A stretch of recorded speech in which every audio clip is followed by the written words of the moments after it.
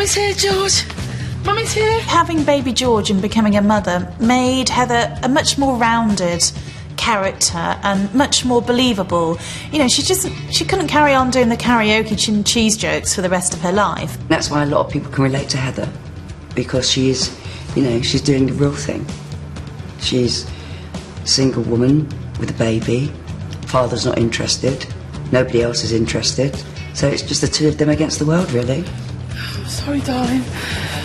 I know you're hungry. I think it just helped us fall in love with her. It's what Heather needed, and all she needed to make the picture perfect was the husband. Now with baby in tow, Hev is even more determined to find love. So where better to find it than on the internet? I've joined up. No, you ain't. You are not gonna find love online. But against all the odds, she did. Shoo! Someone's clicked on me! In the shape of a man who went by the name of Kevin, 68. Oh, he sounds lovely. Of course, Heather, being as soft as she is, instantly fell in love with this character. Oh, look, he's missing me. Oh, that's good. Oh, missing him. Heather being Heather, she wanted to find the man, so she physically went looking for him. Are you Kevin 68? You're not Kevin 68. No, I'm Kevin Flynn. She was gonna meet him, then suddenly got a text saying he was dead.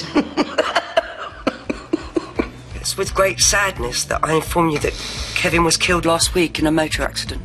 Distraught by losing the love of a man she never met, Shirley throws a little party to cheer Hev up. To Hev. But this is EastEnders, so we know how this is going to end. Badly. I bet he didn't even exist. Shut up! It was tender and it was warm and it was gentle and... Give me a break, will you? Just stop it. Phil finds this ridiculous. It's humorous as far as he's concerned. He was my boyfriend and I loved him. Stop it! Stop it! And he died, Phil, he died! He didn't exist, did he? He did, alright, it was me! Ben admits, because he then feels bad that Heather's in this state, that he did it. You?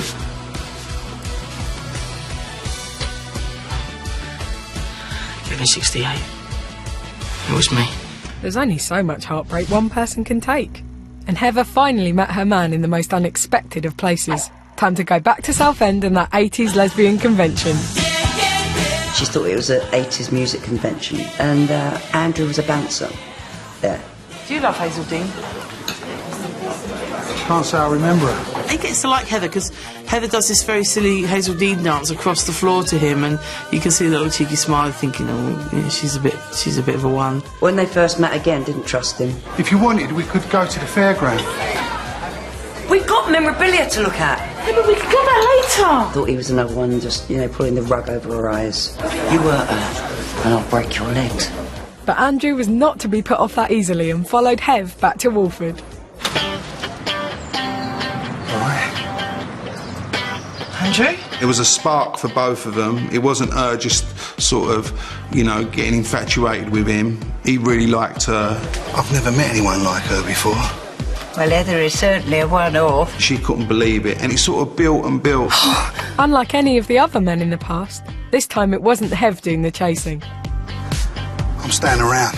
He did have a heart of gold. I think he genuinely loves Heather, and I think it's probably the first person that has genuinely loved Heather. Trot. Andrew put a love heart in some chips for Heather. And he was probably the first man that's ever come along in her life that said he will fight for her, he'll defend her, he loves her, and just told her all the things she desperately wanted to hear. I felt them. Butterflies. When Andrew says, "I love you," he means it. It was sincere, and I think after a little bit of time she knew that, and for the very first time she found real love. I love you. And whoever said fairy tales couldn't come true? Finally, our beloved Hev got what she'd always wanted. Will you marry me? Yes! The marriage between Hev and Andrew would have worked beautifully, and they probably would have ended up the happiest people on the square. Here's a man who's finally telling everything that she's ever dreamt of, saying he wants to love her, giving her the big wedding of her dreams. Everything's finally going to be okay. What's the worst that could happen? She could get killed, and it wouldn't be the first time either. EastEnders absolutely loves its shock exits. And that's something that keeps you on your toes a little bit, because you never know what's coming next. I always remember Tiffany, you know, when she got run over, all of a sudden Frank come round, dropped me drink and everything, it was all over the shop. Jamie Mitchell's death was a tragedy. You could almost hear the teenagers crying at Christmas, you know, when that happened. No.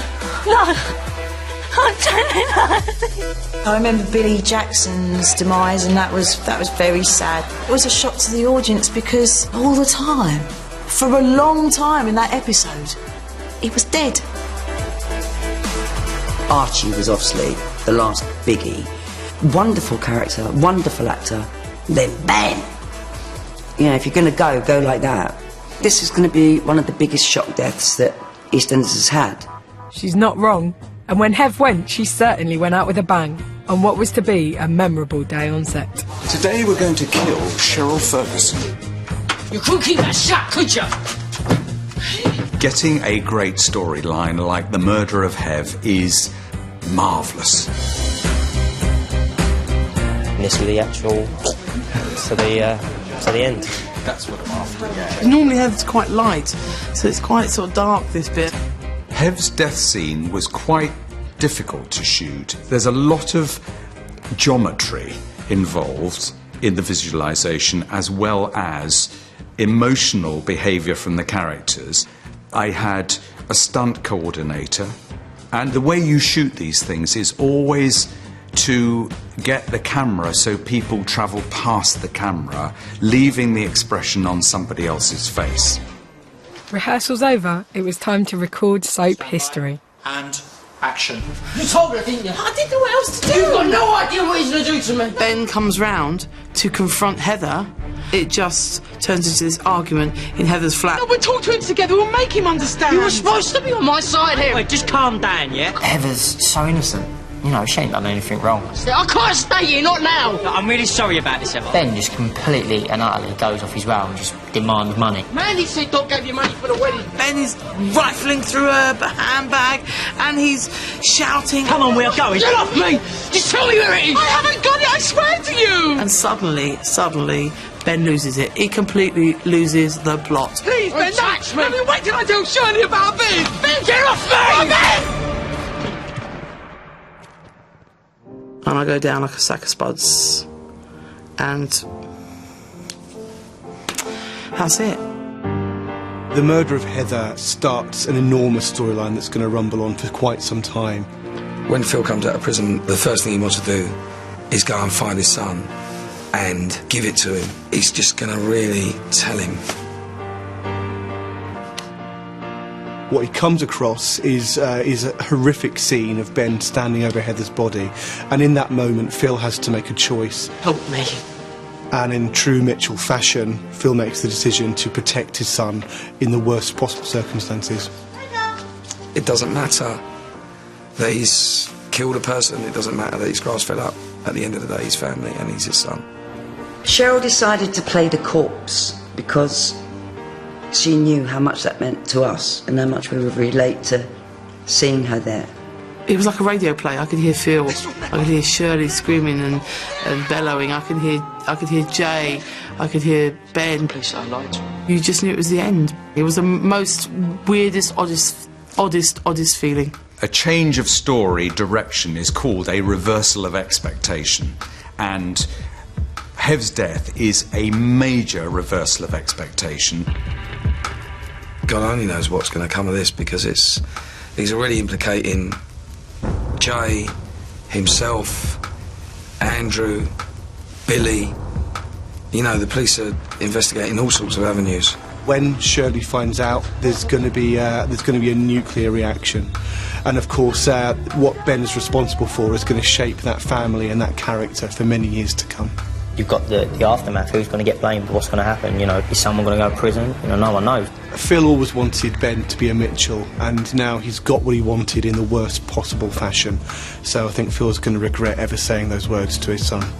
No one had to tell me that I was in a big storyline in this one, because it's number 10 on the Richter scale of storylines.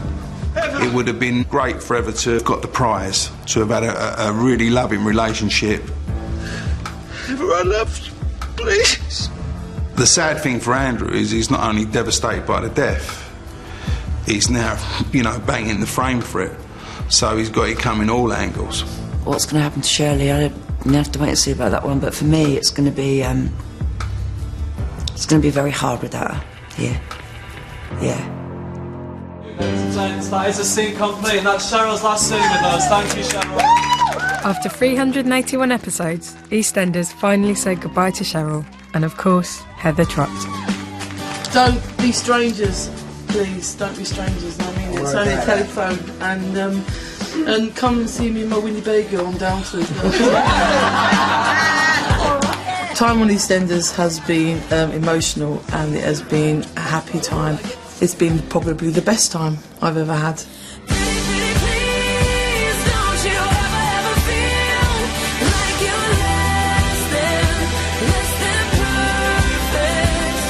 I don't think we're ever going to see anyone quite like Heather again. I've just really loved playing Heather, and it's been a big part of my life for a long time. She's been fantastic, charming to work with, absolutely professional. Working with Cheryl's been an absolute blinder. What the audience are going to miss is the smile that she puts on their faces. They broke the mould when they made her.